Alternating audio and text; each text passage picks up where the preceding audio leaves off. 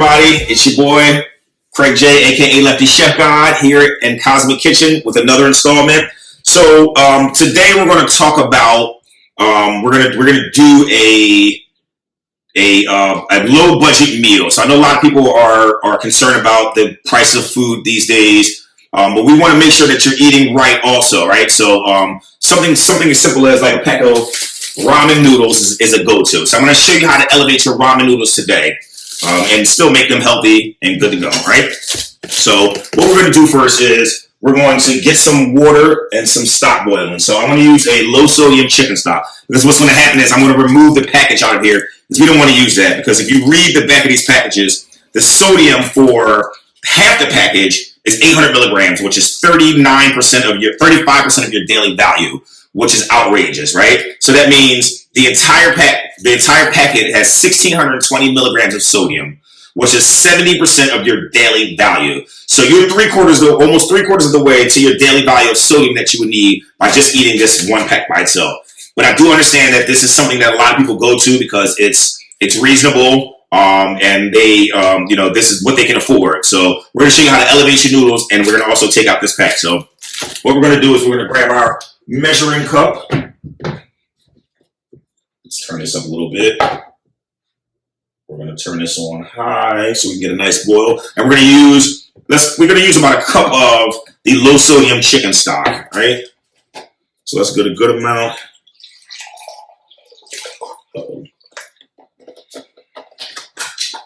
So there we are, a cup of low sodium chicken stock.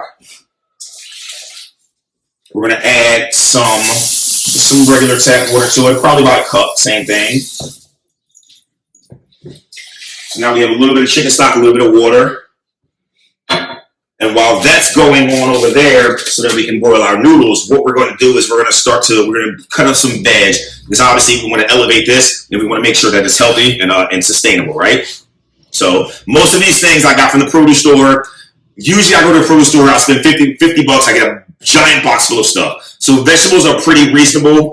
They're still pretty reasonable, depending on the time of year you're getting them, right? So right now, strawberries will be coming in season very, very soon. So the price of strawberries are a little bit cheaper, things like that, right? But most of the vegetables, they grow in greenhouses now. So year round, you can pretty much find the veg and stuff like that, right? So before I do that, let's get our seasonings together. So I'm going to use a little bit of coriander. This is coriander seed. I'm going to actually buzz a little bit of this up inside our spice grinder, aka coffee grinder.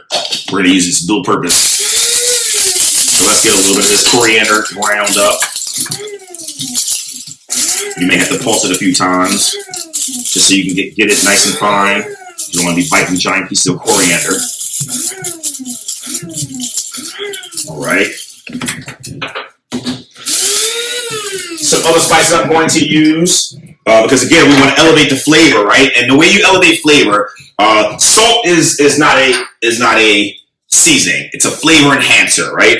And it's also a mineral that our bodies naturally need. So typically, the packets that come with these, the sodium isn't from salt; it's from preservatives. By sodium, what is it? I'm sorry, I was drawing a blank on the sodium.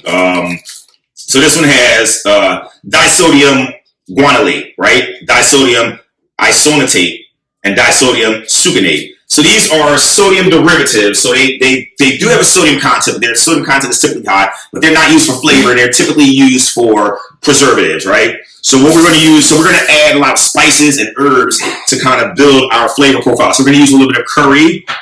We're going to use some Simply Organics turmeric. And one of my favorite is organic ground cumin. I put cumin just about everything. Anything that's beefy or chicken, sausage, I pretty much use that just about in all. Like, this has a nice meaty flavor to it, right? So we have a little bit of coriander.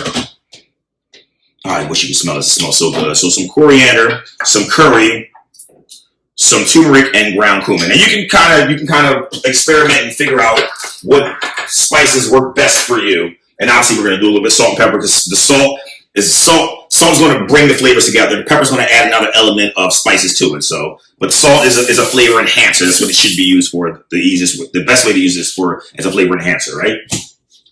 So let's get rid of some of that. So now that's over there waiting. So what I also am going to do is, again, because I want to elevate this, I'm going to saute some of these veg down. So for me, onions seem to work better when you saute them, pull a little bit of that sweetness out as opposed to like boiling it in a pot. And the mushrooms, I'm going to add some baby portobello mushrooms. Again, you want to add some flavor to it. You want to season it just a little bit. A little frizzling to these kind of brings a little bit more flavor out. So that's what we're going to do today. So we're going to get our pan a little warm.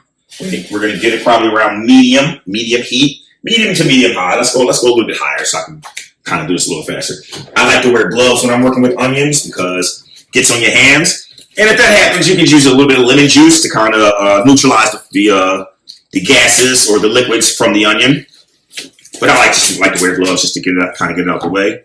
So the way you cut an onion is the root part always stays on because this is what holds the onion together. So the top, so the way an onion grows is the roots grow out here, and then this part typically grows out, so to speak. The leaf will grow out the top like that, right? So this is considered a spring onion. It's pretty much the same, but it has a lot milder flavor. This is a red onion or Bermuda onion. So we're just gonna cut it down. We're gonna just dice this up a little bit. You can dice it up any way you want. If you want it to be a little bit chunkier, I like a little bit chunky. So what I'm going to do is I'm going to slice it up fairly big. So I'm going to do, 2 nice size cuts horizontally. Let's go with 1, 2, 3 vertically, and I'm going to make them nice big chunks. Look at that, nice, beautiful. So what we're going to do is we're going to put our onion to the side. Let's get some onion to the side. We are going to since we're here, we'll wait on this. We'll wait on that. Let's get these guys sauteed up first. So our oil is on medium high. So I don't necessarily need to put a ton of oil in it. So I do have this Misto oil spray. It's just a non-aerosol can that you pump. So that way you can kind of spray it. This is an easy way to control how much oil you're putting in anything, right? So we just want to spray a little bit of oil in there. We're going to add our onions. Get a nice little saute on our onions. I'm going to add just a little bit more because we want them to frizzle and not burn. And while that's happening, it's now our that's beautiful. Get some beautiful color, some caramelization. Caramelization happens in vegetables where the natural sugars in the vegetables are released. That's why onions and carrots and things like that are sweet. In meat, it's called the Maillard reaction. Maillard reaction is the browning of the meat, which adds a little bit of flavor. But meat typically does not have sugar, so it does not caramelize. Only sugar caramelizes. That's where you get your caramel from. Caramelized sugar. Let's go ahead and add a few mushrooms to it. And this is obviously for me. My wife does not eat the mushrooms, so this would be just for me. We're going to add just a tad bit more oil. So y'all can control how much oil I'm putting in there. If I overdo it, then it becomes an oily mess. A lot of times, the fire's not hot enough. The mushrooms will absorb the oil and they become mushy. So we're going to do that. We're going to add just a little bit of salt right here, right? So what the salt does right here is salt is hydroscopic, so it pulls water out of things. So what's going to happen is it's going to pull some of the moisture out of the onions and the mushrooms, preventing it from burning. So once you start seeing your garlic or your onions or your mushrooms start to brown a little bit, you might want to add just a little bit of salt, just to kind of loosen up some of the moisture in it. All right, we're going to leave that right there because we're going to use that again. So that looks good right there. That looks really, really good. Nice, beautiful caramelization. And the onions, a little browning, those natural sugars out of there. Now, while that's going, we can go ahead and put our ramen noodles in. Now, once again, remember, we're going to take this out. We're going to get rid of that. That's trash. We don't need that anymore. That's the death of us right there. So let's go ahead and add our noodles to the water. Let that go. Remember, this is the chicken stock and a little bit of water and chicken stock. So it's already going to impart some flavor into the noodles as it cooks. All right, and we're going to get that's done. We can get that out of the way. That's a beautiful. I wish you guys could smell this. It smells wonderful. While that's going, we can cut up some of our accoutrement or our accenting vegetables. So we're just going to cut a little bit of yellow pepper. I'm sorry. Well, technically, I guess it's yellow pepper. I had an orange one earlier, but it conflicted with the carrot, so I took it out. So we're going to take out a little bit of pepper, and what I want to do is, because I want this to kind of, this is just what I do. You can cut this up. You can cut it nice chunks, small chunks, however you want to do it. But I want this to look like something. I want this to look restaurant quality. So I'm going to show you how I do that, how we do this. So we're going to just kind of shave some of those membranes out, make it nice and flat. Get that little white piece, get all of that out if we can. You don't have to do that. If you cook it, it will cook down. I'm probably not going to cook this. And again, I want it to look kind of restaurant quality sharp, right? So we got it nice and flat. And here's what I'm going to do. I'm going to, let's cut it in half this way. And we're going to make nice, beautiful little strips out of this pepper. Don't try to say I'm professional. So let's go ahead and put that inside of our containers. Set that to the side. We're going to do the same thing with, let's do some of the spring onions. I like the way that flavors up. We're going to do this on a bias only because I want it to have a nice long oniony look to it. Now, the misconception is you got to stop at some point down here. You can go all the way down to the root on this. It's an onion, so this part down here is what would be the bulb of the onion. So you can use as much of this as you want.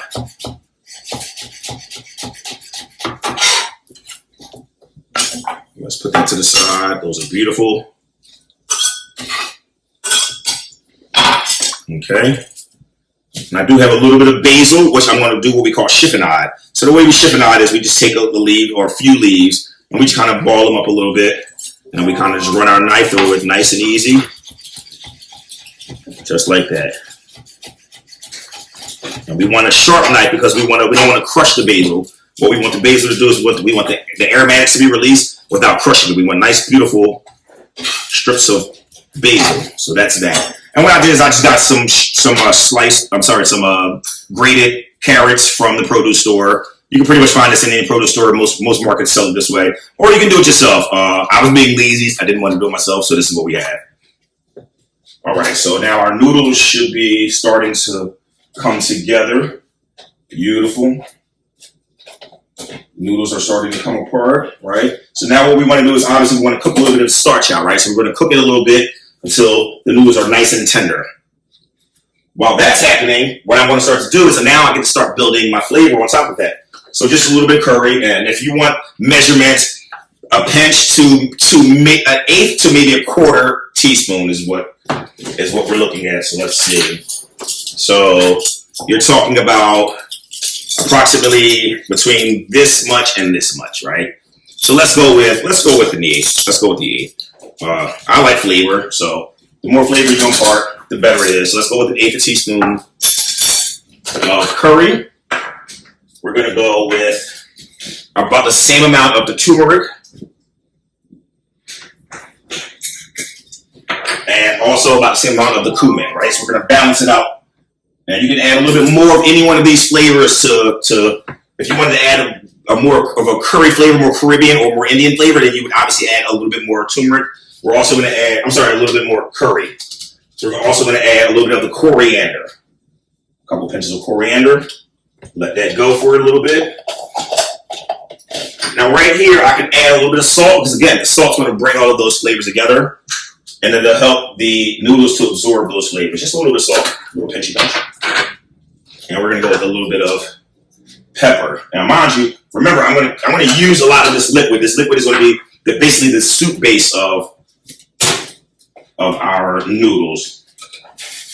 Look at that beautifulness. Look at that. Changes the color. So now the noodles are starting to absorb the flavor or absorb the compounds of the spices that we just put in there. So that can actually go off because I think those noodles are done.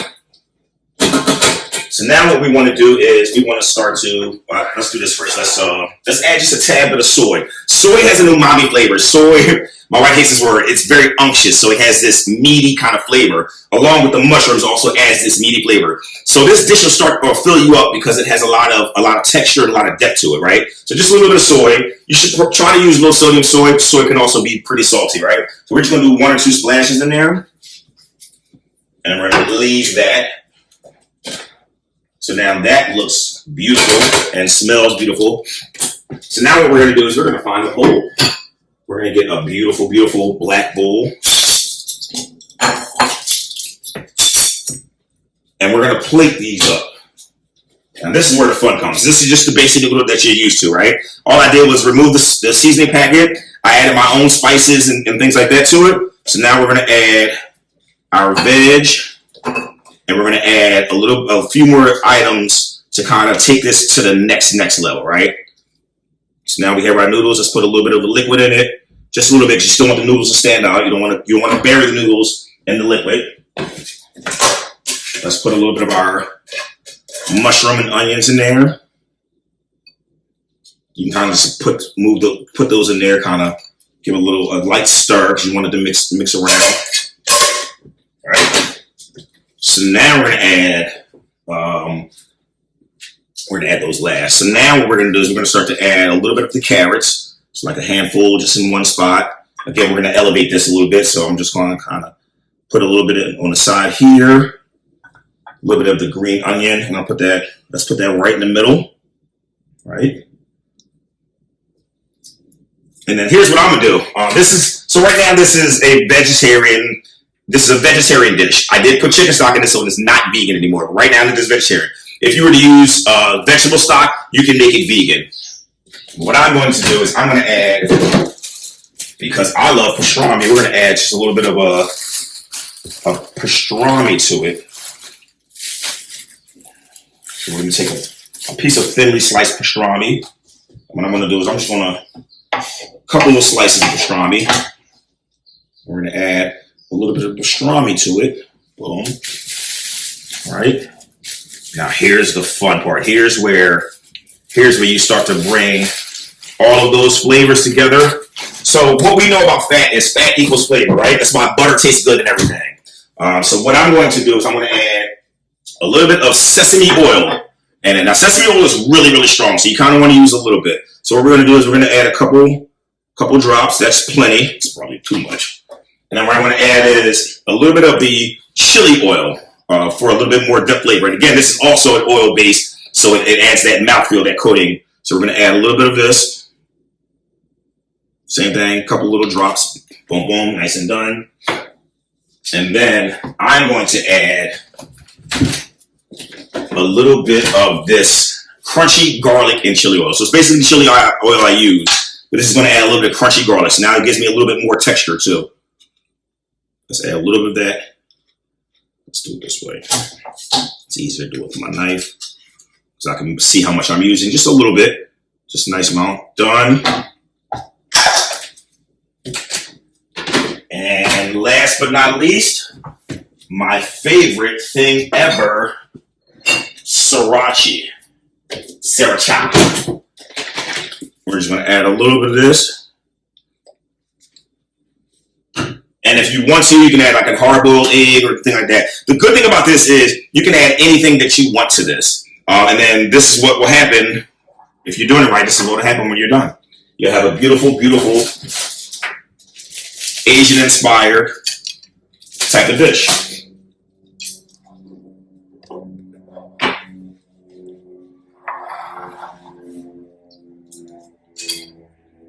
And therefore, good eating. Stay tuned next time on Lefty Chef God. We'll tell you another tip on pretty much the same thing. Low budget foods that we're going to elevate. See you then.